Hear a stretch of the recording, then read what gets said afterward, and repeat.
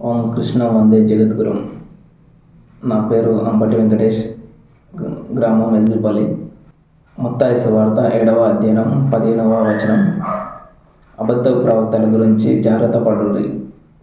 వారు క్రూరమైన గొర్రెల చర్మ వేసుకొని మీ వద్దకు వస్తారు, కానీ క్రూరమైన తోడేళ్ళు. ఒక మనిషి దేవుని సాన్నిధ్యం చేరాలంటే వేరొక మనిషి మీద ఆధారపడవలసి వస్తున్నది.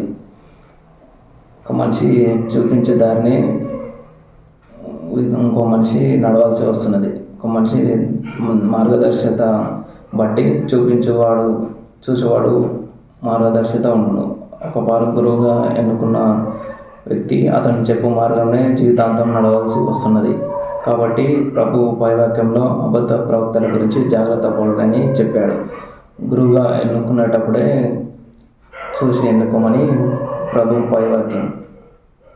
గురువులాగా రంగు పూసుకొని ఎంతోమంది జ్ఞానము, దేవుడు, ఆత్మ అని ఉండడం వల్ల అన్ని నిజమైన జ్ఞానం అని నమ్మాల్సి వస్తుంది.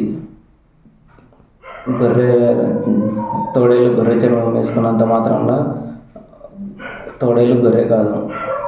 అట్లనే ఎంతగానో గురువులు ఉన్నంత మాత్రంలో నిజ గురువులు కారు.